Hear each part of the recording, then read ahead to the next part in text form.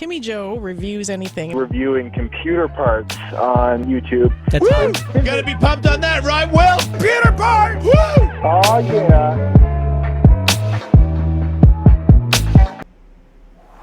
Whoa! Almost fell off my chair there. Hi, it's Timmy Joe, making videos about computers on the internet. And today on the docket we have not this i7 950, but this i7 950. Why do I have so many, you ask? Well, every time I come across a good old X58 motherboard, it's usually got one of those in it. And I usually update it to a Xeon with 6 cores. That's not a bad buy at all. And got me thinking, I've been discounting this for so long, I need to actually test it and see how bad it is. We got Firestrike running, 1080 Ti, running on the 950. Holy bottleneck, Batman. Bow! That's right.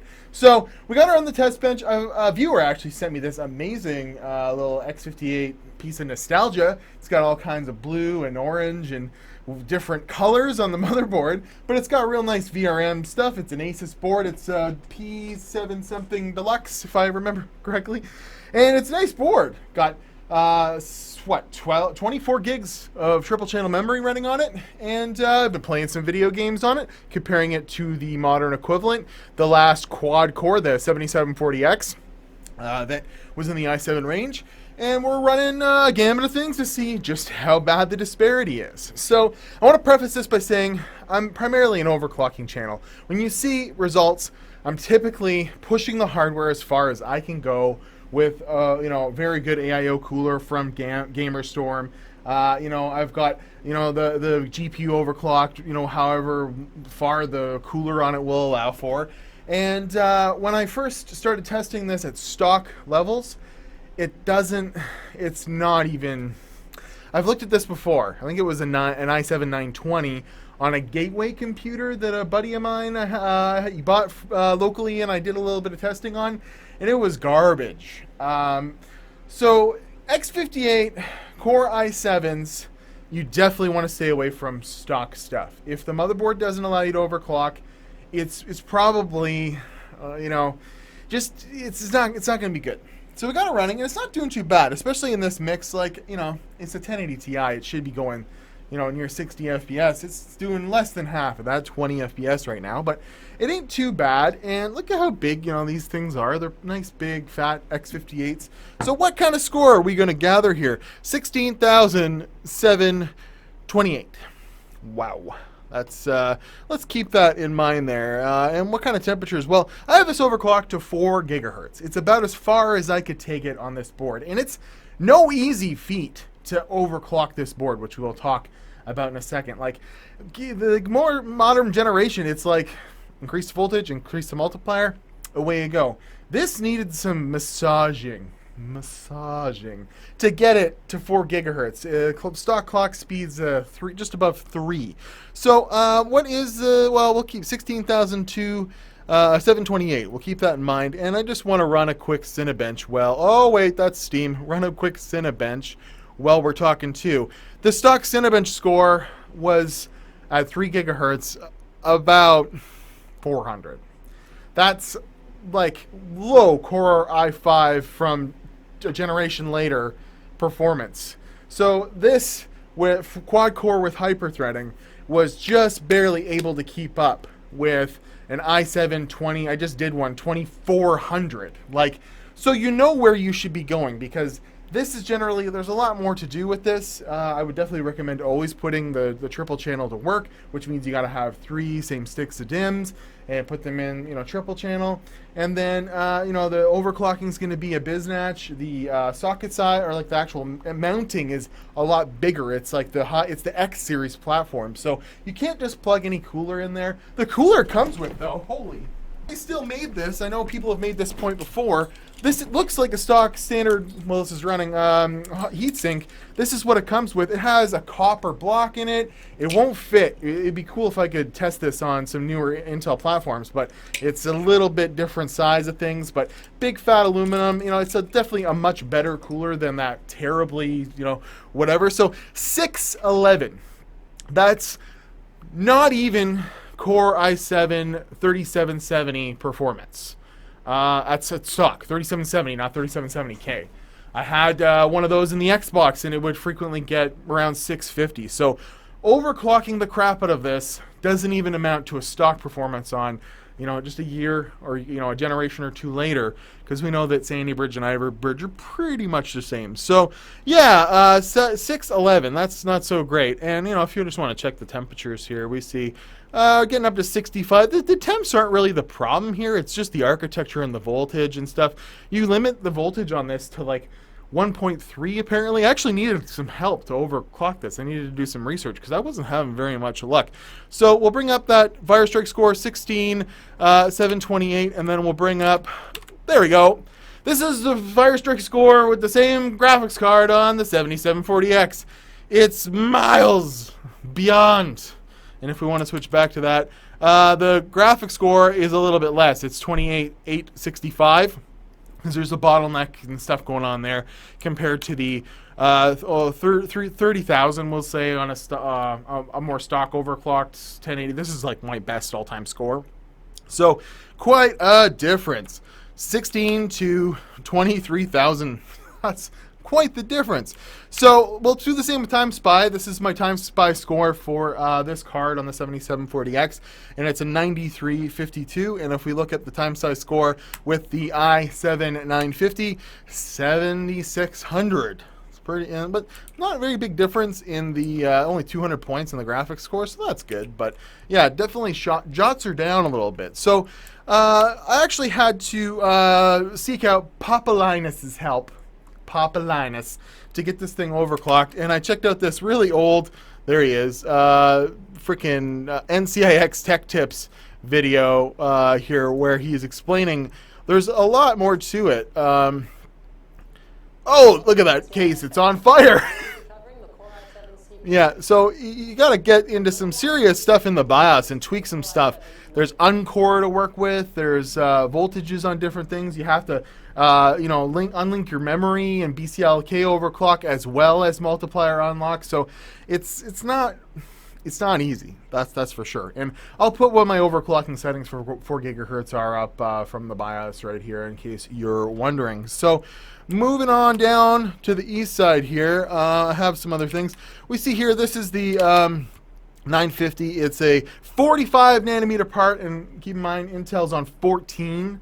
So things have dramatically shrunk. It makes sense. The stock base is 3.06, and it boosts up to 3.33. I was able to get it to 4 gigahertz.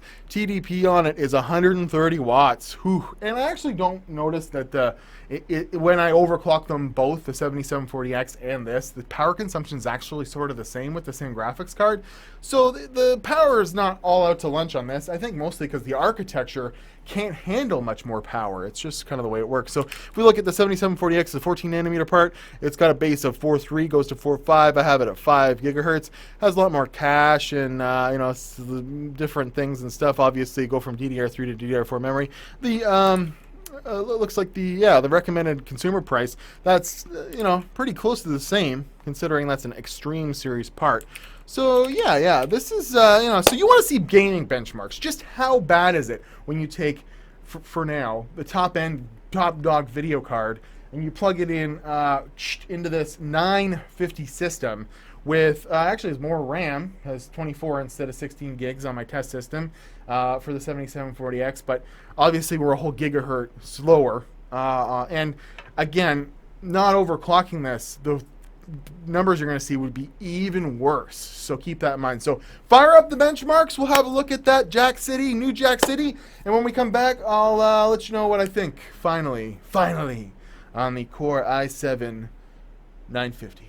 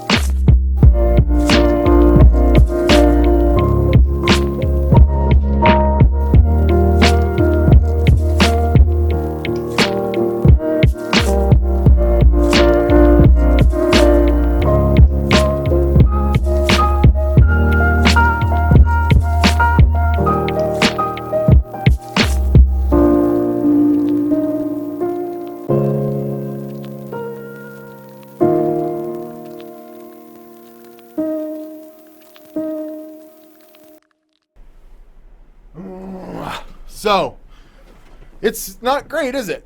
And that's at 1080p and, you know, high settings. There would be no bottleneck at all at 1080p coming from the video card. This would be strictly a bottleneck of the CPU, and we're seeing 200s at 1080p on high settings, well north of 200 with the other system.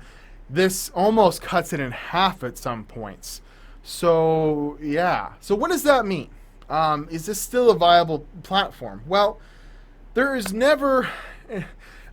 there's always a reason, I should say. There's never a good reason to use this over the Xeon. The X5650s, 5670s, there's some W's that you can throw in there that are 6-core parts that you can get north of. I've had those up to 4.4 gigahertz, so they overclock better.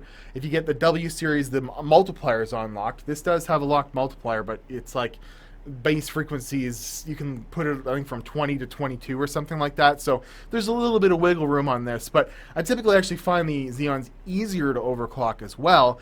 And you're getting, you know, Westmeyer, it's a little bit of an architecture change up to this. I think it's in the 3,000 nanometer, or sorry, 330 nanometer instead of 40. It's like, I'll show it up on the screen here, I forget. But the Xeons are much better. They plop right in here. Sometimes you have to do a BIOS update on an X58 board. But they game better. They have 2 more cores, 4 more threads. There's never a reason not to put one of those in there because you can find them on eBay for typically $50. But if you found this system and you're just complete, it's really heating up. I don't know why. The fans are ramping up. It's just not doing anything. It shouldn't be doing it. Anyways, 4 gigahertz.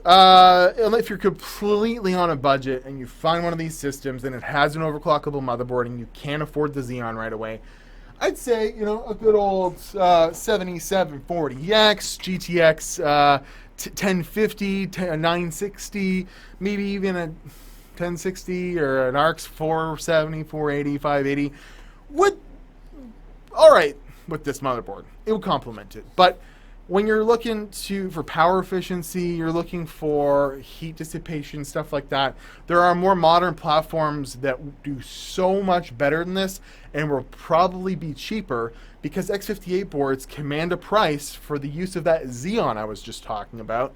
When you can get a Core i5, like in my $350 PC build, 2400, that beats this thing at stock speeds, nothing to worry about, gets about 440 in Cinebench. This can only do 600 if it's like really overclocked, and that Core i5 is just a plug-and-play solution that'll use a lot less power and just be a lot easier. So the first gen i7's getting up there to kind of be dead, and its only saving grace is those Xeons that do so much better in you know, multitasking performance and gaming performance, that it's kind of a no-brainer if you get this motherboard to buy one of those Xeons and you'd be much happier. But I was kind of surprised and a little saddened at how bad this did and how hard it was to overclock, and I wouldn't recommend it to my, you know, worst enemy unless you want to fiddle around a lot. So I'm at Watch Timmy Joe, Instagram and Twitter.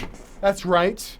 We did some stuff today. I like looking back on this stuff. If you have any ideas on what else I can do with this kind of stuff, got some X58 motherboards kicking around. Maybe I should get one of those W series and really see how far I can push it with like a really good cooler like this. You know, do some of that later. But for now, I'm going to say the i7 first generation's pretty much dead. In fact, I've helped a couple of friends upgrade to that Xeon that had no idea. They were looking to maybe update to a brand new platform. I'm like, put that Xeon in there. They're like thanking the crap out of me. Even with a Noctua air cooler, we're able to get, you know, really decent performance. You know, keeping in mind this got 600 in Cinebench, overclocked, you know, and one of those Xeons can almost push 1,000 in Cinebench with the extra cores and threads and a little bit of frequency. So it's a no-brainer. So sorry, Core i7, you'll be missed.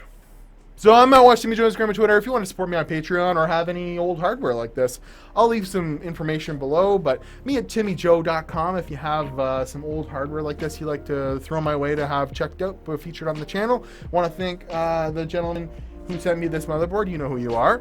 And it's always been a pleasure receiving some hardware from this guy. He's a very, very nice gentleman. And you know what? We're going to have to say bye, Core i7.